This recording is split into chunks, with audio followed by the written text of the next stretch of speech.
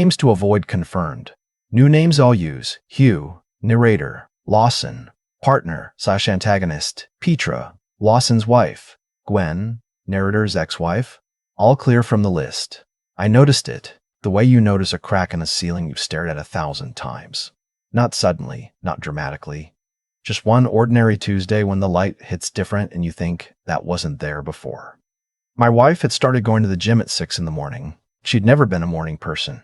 14 years of marriage, and I had made her coffee every single day because she couldn't form a sentence before 8. But one January, she started setting an alarm for 5:45 and slipping out of bed without waking me. She came home with wet hair and a brightness in her eyes that I hadn't put there. I didn't say anything, not because I was afraid of the answer, more because I wasn't ready to hear myself ask the question out loud. Saying it would make it real. So I watched instead. I'm good at watching. It's part of what I do. I'm a structural engineer, have been for 22 years. You learn to look at what holds things up, what's under stress, what's about to give. You learn that things fail long before they fall. There are always signs. I watched. 3 weeks into her new routine, she left her phone on the kitchen counter while she showered. It buzzed twice. The preview showed a name, not a contact name, just a number. But the message read, "Last night was incredible." I put the phone face down, washed my coffee mug, dried my hands slowly. Then I went to work.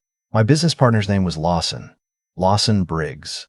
We built our firm together from 2 guys with laptops in a rented office to a 40-person operation with projects across 5 states. 12 years. He was the one who schmoozed clients, worked the room at industry dinners, made people feel like they were the most important person in the building. I was the one who made sure the buildings didn't fall down. We were a good team. I thought we were friends. That same morning, I walked into the office and Lawson was already at his desk, tie loosened at 9 a.m. On the phone, laughing that big, easy laugh of his. He waved at me through the glass. I waved back. I sat down at my desk and opened my email and stared at a structure report for a parking garage in Columbus and didn't read a single word of it. I gave myself 1 week. 1 week to be sure before I did anything. I needed to be sure, because what I was about to do, or not do, was going to determine the next 30 years of my life, and I was not going to blow it up over a hunch. I was sure by Thursday. A buddy of mine does IT security consulting. His name's Aldrich. We went to college together. He's the kind of guy who can find anything if you give him a reason. I gave him a reason. By Friday afternoon, he'd confirmed that my wife's phone and Lawson's phone had been pinging the same cell tower, after hours, twice a week since November. Different hotels each time. Always paid in cash, according to what I could piece together from our joint account. The withdrawals were there, regular, amounts she'd explained away as hair appointments and a new gym membership. She wasn't at the gym. I sat in my car in the parking garage of our office building for 40 minutes that Friday and just breathed. I want to be honest about what I felt, because I've thought about it a lot since.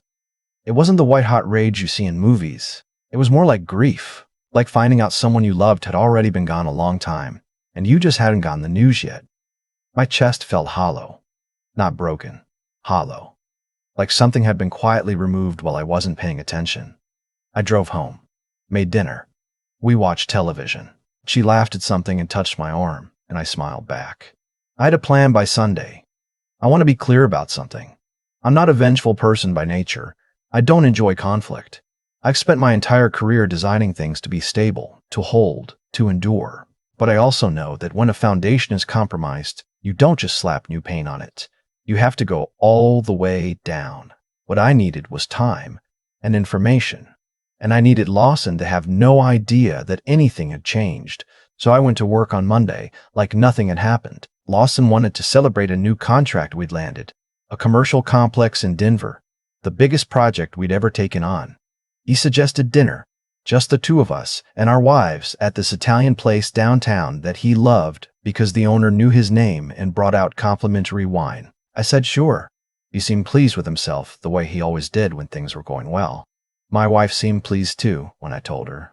She wore a blue dress I hadn't seen before. Dinner was, I don't have a better word for it, surreal. The 4 of us sat at a corner table with good lighting and talked about the Denver project, about a vacation Lawson and his wife were planning, about nothing in particular. I watched the two of them not look at each other too directly. I watched his wife. Her name was Petra. I hadn't paid much attention to Petra before that night. She'd been at company events, at the occasional dinner, always put together, always pleasant, always slightly at the edge of things. She had the particular poise of a woman who had learned to make herself comfortable in rooms that weren't built for her. She asked good questions. She listened to the answers. When Lawson talked about the Denver project, she said, quietly, "That's a lot of pressure on your team." And he said, "We can handle it." And she just nodded and looked at her wine. She didn't look at it like she agreed. She looked at it like she'd heard that before. I thought about that on the drive home. Over the next month, I did two things simultaneously. First, I started quietly restructuring my understanding of the business. Lawson and I were 50-50 partners, but there were decisions he'd been making unilaterally, vendor contracts, sub-consultant agreements, that I'd never looked at closely because I trusted him. I started looking. What I found made my stomach turn, but not for the reasons you might expect. It wasn't obvious theft. It was subtler than that. He'd been steering contracts to a sub-consulting firm I'd never heard of, a small structural outfit in Pennsylvania, and overbilling the client for their services. The overage went through an account I couldn't immediately trace, not $400,000, more like $280,000 over 3 years. Enough to matter, enough to be intentional. I documented everything, printed nothing at the office, kept a separate folder on an encrypted drive at home. Second thing, I ran into Petra at a hardware store. That sounds ridiculous. It was a Saturday morning and I was buying paint for our back fence, and she was in the garden section holding a bag of potting soil and looking at a shelf of fertilizers like they'd personally offended her. I almost walked past. Instead, I said, "The one in the green bag is better for perennials." She looked at me, then at the bag, then back at me. "Do you garden?" My mother did.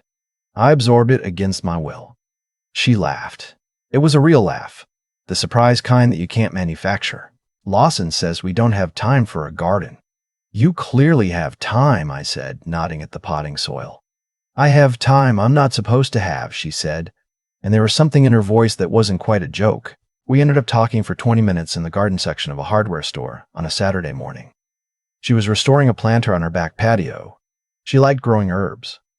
She tried to grow tomatoes the year before and they'd all died, and she still seemed personally wounded by this. I told her about my mother's trick with the drainage, and she actually took out her phone and typed it down. I drove home with the paint and sat in the driveway for a minute. Petra was not what I'd been picturing, which, to be fair, I hadn't been picturing anything. She was my business partner's wife, a peripheral figure in a drama I was trying to quietly resolve. But that laugh, the way she'd said time I'm not supposed to have, there was a whole life in that sentence, a whole situation. I recognized it because I was living one too. We started seeing each other at a neighborhood farmer's market that happened to be near her house and happened to be somewhere I started going on Saturday mornings. I want to be precise about this because the sequence matters. I didn't pursue Petra. What happened was more like two people who'd both been walking alone in the dark and ended up on the same path without planning it. The first Saturday I saw her there, I stopped to say hello. The second Saturday, we walked through half the market together while she explained the difference between 3 kinds of honey to me with the seriousness I found genuinely charming. The third Saturday, she said, "There's a coffee place around the corner if you want." And I said I did. We talked for 2 hours. She told me that she and Lawson had been struggling for years. Not in a way she'd said out loud to anyone, but in the quiet, grinding way of two people who'd grown in different directions and kept not saying so. She said she felt like furniture in her own house, something that matched the aesthetic but didn't really have a purpose anymore. She said it almost lightly, like she'd made peace with it, but her hands were wrapped around her coffee cup a little too tight. I told her that I understood more than she knew. I didn't tell her why. Not yet. What I can tell you is that nothing happened between us. Not then, not for months. I want to be clear about that. Not because I'm trying to make myself live better, but because the truth is more interesting than the shortcut. What happened was slower and more real than that. We talked. We had coffee 3 or 4 more Saturdays. She texted me once about her tomatoes. She planted a new batch using my mother's drainage trick, and she sent me a photo of 2 small red tomatoes on a vine. I stared at that photo for a long time. She was bright. Not in the showy way. She didn't need the room. She'd spent 15 years supporting Lawson's career, and somewhere in the middle of that, she'd quietly gotten a certificate in landscape architecture and started taking on small private clients. She designed other people's gardens while hers went untended. She said it with a rueful smile, like she thought it was funny. I didn't think it was funny. Meanwhile, at work, Lawson was Lawson. Backslapping, glad-handing, treating the Denver project like a personal coronation. He took a client to a baseball game and put it on the company card. He approved a bonus for himself. Just himself. Out of an account I later confirmed was the same one, getting the overbilling proceeds. I brought in a lawyer. A woman I'd been referred to by a colleague. Sharp, quiet, no drama. I laid everything out for her over 3 meetings, and she told me I had enough. More than enough. She said we could move on it whenever I was ready. I told her I needed 2 more months. She raised an eyebrow. I need to get my personal situation in order first, I said. She didn't ask me what that meant. She just said 2 months. My wife and I separated in April. I won't give you the whole scene. It was sad, it was civil, it was a long time coming. I told her I knew. She didn't deny it. She'd die. She tried, and I didn't, and that surprised us both. She moved in with her sister. We agreed to talk to lawyers. We agreed to be decent about it. She asked me if I was seeing someone. I said no, which was true at the time. What I didn't say was that I'd been thinking about someone, that I'd memorized the way a certain person laughed at a hardware store 3 months earlier, that I had 2 small tomatoes saved as a photo on my phone and looked at it when I needed to remember that things could still grow. I told Petra about my marriage the next Saturday, the week after my wife moved out. I didn't dress it up. I told her it had broken down, that we were separating, that I wanted her to know because I felt like we'd been honest with each other about most things, and this was something she should know. She was quiet for a long moment. Then she said, "Are you okay?" Not what happened. Not I'm sorry. "Are you okay?" I told her I thought I would be. She nodded. She looked out the window at the street. Then she said, "Lawson's been different lately. Distracted. Secretive about his phone." She said it carefully, watching my face. I said, "When did you first notice?" And she said, "January." We sat with that for a minute. I think we both knew, in that moment, that we'd been circling the same truth from opposite sides. "I haven't said it out loud," she said. "I know," I said. "It doesn't feel real until you do." She looked at her coffee. "I think he's been seeing someone." "I think you're right," I said. She looked at me. "You know something." "I know something," I said, "but it's not my place to tell you everything yet. There are some things I need to handle first, through proper channels. What I can tell you is that you're not imagining it. You're not wrong. And you deserve better than spending another year wondering." She sat with that. Then she said, "Okay, just okay." That steadiness, that was Petra. She didn't fall apart. She took a breath and she sat with hard things. I think she'd been sitting with hard things for a long time, and she'd just gotten very good at it. 2 weeks later, I told Lawson I needed a meeting, just the 2 of us. No assistants, no conference room. I suggested we grab lunch. His choice of place. He picked the Italian restaurant. Of course he did. We ordered. He talked about Denver. I listened, then nodded and waited until the food came, and then I said, "I've been going through the sub-consultant billings for the past 3 years. He stopped cutting his chicken. "The Meridian Group," I said. "Pennsylvania. Want to tell me about that?" His face went through about 4 expressions in 2 seconds. The first was surprise. The second was the beginning of a denial. The third was a calculation. The fourth was something colder. "Hugh," he said. My name, using it the way people do when they want to sound reasonable. "That's a complicated situation." "I'm sure it is," I said. "My attorney thinks so too." He put his fork down. "I want to tell you there was some big dramatic confrontation." There wasn't. Lawson wasn't built for that kind of moment. He was built for rooms where he controlled the script. And this wasn't one of them. He tried 3 different angles. The first was minimizing. The second was suggesting it was a mutual misunderstanding. The third was an implied threat about what a legal fight would cost both of us. I let him talk. Then I told him what I had, specifically, and what the attorney had assessed, and what the next steps would be if we couldn't reach an agreement. He said he needed time to talk to his own lawyer. I told him he had 2 weeks. I stood up, put enough cash on the table to cover both our lunches, and left. I want to say I felt something triumphant walking out of there. I didn't really. Mostly I just felt tired. Tired of carrying it. Tired of the double life. Going to work every day. Shaking that man's hand. Watching him perform. There's a particular exhaustion in knowing something you're not yet ready to act on. It grinds on you quietly. I called Petra that evening. I told her that I'd confronted Lawson about some business irregularities and that things were going to get complicated. I told her that whatever happened next, she should know that she had options, and she should be thinking about her own situation independent of mine. She said, "I already talked to a lawyer 2 weeks ago." Of course she had. I laughed. She laughed. We talked for another hour about nothing.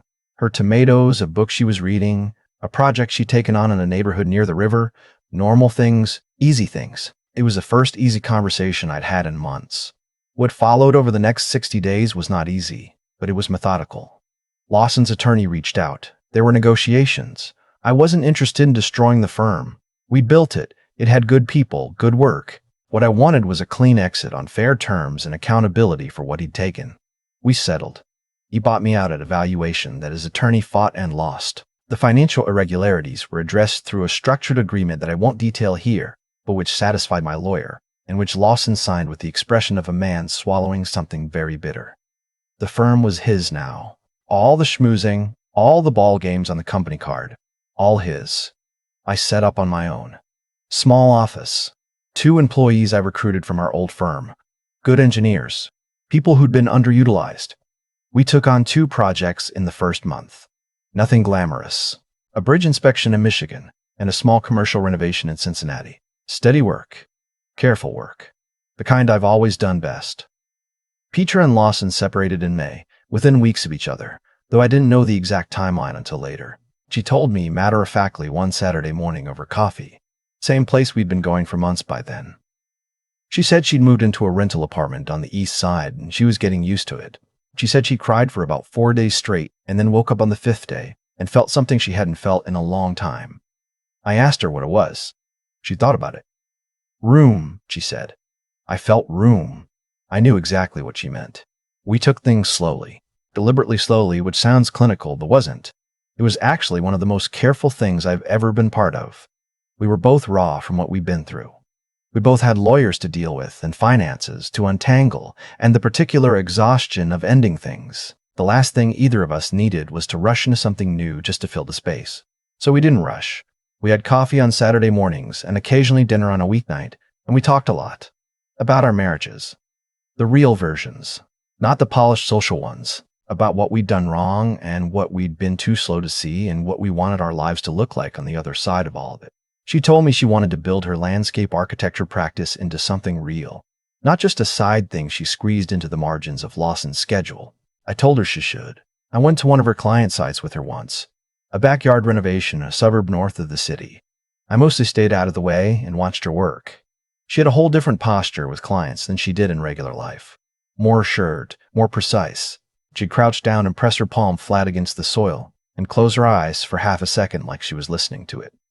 I'd never seen anyone listen to dirt before. It was oddly moving. She caught me watching her and said, "What?" "You're really good at this," I said. She looked slightly embarrassed. "I'm still figuring it out." "You're really good at this," I said again. She didn't argue the second time. Lawson tried to reach out to me once in August. A text. It said, "I know I made mistakes. I hope we can put this behind us at some point." I read it twice and didn't respond. There wasn't anything to say. He had 12 years to be the person I thought he was, and he'd been something else the whole time. That wasn't something you put behind you in a text. My ex-wife and I finalized the divorce in the fall. She's with someone now. I heard through a mutual friend. I don't think about it much. What we had was real once, and then it became something else, and then it ended. That's the whole story. The first time Petra and I had a real dinner, not coffee, an actual dinner, somewhere with candles, was a Wednesday night in October. She'd had a difficult day. One of her clients had changed the scope of a project last minute, and she was recalibrating. She showed up a little distracted and apologized for it, and I said, "Don't apologize." We talked through the project while we looked at the menu. By the time the food came, we'd worked out a reasonable solution, and she seemed lighter. She looked at me at some point over the appetizers and said, "I spent so long feeling like I had to shrink myself to fit into my life." I said, "And now?" She said, "Now I'm just trying to figure out how big I actually am." I thought about that for a long time afterward. I'm not going to tell you everything wrapped up cleanly. Life doesn't do that. My new firm is 18 months old now and we're growing slowly, which is exactly how I want it. Petra's practice is growing faster than she expected, which pleases me more than it probably should. We have coffee on Saturday mornings, and we have dinner on Wednesday evenings. And sometimes we drive out of the city on a Sunday, and she shows me a garden she's been designing and tells me what she's trying to make grow there. And I listen. I'm learning to listen differently than I used to, less like an engineer looking for flaws, more like someone who just wants to understand the thing in front of him. She grew 9 tomatoes this summer. She sent me a photo. I still have the one from 2 years ago saved on my phone. I didn't tell her that until recently. When I showed her, she shook her head and laughed that same surprised laugh from the hardware store, the one you can't manufacture. Some things, I've decided, you hold on to. Not because you can't move forward, but because they're how you remembered that you were paying attention when it mattered, that you saw what was real, even when it was easier not to. That you waited for the right moment and the right reasons, and that when things finally moved, they moved the right way. The foundation holds. That's the whole thing, really. After everything, the betrayal, the quiet months of watching and documenting, the lawyers and the negotiations, and the long process of dismantling one life and building another, what I keep coming back to is the simplest version of it. You learn what you're made of when things go wrong, not in the dramatic moment. That part is almost mechanical. You just do the next thing, and then the next. You learn it in the ordinary days that follow. In the Saturday mornings with coffee and a woman laughing at a shelf of tomato fertilizer. In the small, careful choices to stay honest when it would have been easier to cut corners. In the patience to let things be what they actually are, instead of what you wish they were. Lawson wanted the big life, the name recognition, the table where the owner brings out the wine. He got it. He also got everything that came with it. I got 9 tomatoes in a photo and a Wednesday night with someone who makes me feel like there's room to be exactly who I am. I'll take that deal every single time. I've thought a lot about what actually happened. Not the surface version, not the version where I'm the wrong hero and everyone else is a villain, but the real version. The one where everybody made choices, and those choices had weight, and the weight landed somewhere eventually. Lawson made choices for 12 years. Small ones at first, probably. A vendor contract steered the wrong way. A line item buried in a report he figured I'd never read closely. Then bigger ones, the kind where you've already crossed so many small lines that the large ones don't feel like crossings anymore. Just continuation. That's how it works. Not one dramatic fall from grace, just a long, slow drift away from who you said you were. He told himself he'd earned it, I imagine. That the firm was really his idea, his relationships, his success. That I was just the technical guy in the background. People who take things they haven't earned almost always have a story they tell themselves about why they deserve it. The thing about that kind of slow drift is that it doesn't stay contained. It spreads. The same man who skims money from a business account is the same man who stops seeing the person across from him at dinner. Petra didn't leave Lawson because of what he did to me. She left because of what he'd been doing to her for years, making her smaller, making her invisible, treating her presence as useful only insofar as it served his image. He didn't do that all at once either. Slowly. The way foundations erode. You don't see the damage until something shifts. I think about my own choices too, because I wasn't passive in my marriage either. I got comfortable. I stopped asking questions I should have asked. I told myself everything was fine because it was easier than finding out it wasn't. That's not innocence. That's a different kind of failure. A quieter one. You don't have to lie to someone to stop seeing them clearly. You can do it by just not paying attention. What I learned. What I actually believe now, not the version that sounds good, but the version that's true, is that character is just the accumulation of small decisions. How honest you are when it costs you something. Whether you do the harder right thing or the easier wrong one. Whether you treat people like they matter even when no one is watching. Lawson failed that test over and over again in private, long before anything became visible. By the time I was sitting across from him at that Italian restaurant with a folder full of documentation, his life had already been built on something that couldn't hold weight. And Petra, what she taught me, without meaning to, is that intelligence isn't just about what you know. It's about what you're willing to see. She saw her situation clearly, and she sat with the discomfort of that clarity, instead of talking herself out of it. She got a lawyer before I even told her what I knew. She made a plan in the middle of her own pain. That takes a specific kind of courage. Not dramatic courage. Not the kind that looks good in a story, but the quiet kind. The kind that shows up on an ordinary Tuesday and does the next right thing. I rebuilt slowly. That was a choice too. I could have cut corners, taken on more than I could handle. tried to prove something. Instead, I did careful work with 2 good people in a small office and let it grow at the pace it could actually sustain. That patience. I didn't have it in my 30s. I had to earn it. What I know now is that the foundation always tells the truth eventually. You can cover it up, you can ignore the cracks, you can tell yourself it's fine. But weight finds weakness. And character, real character, the stuff underneath, that finds its way to the surface too, in both directions.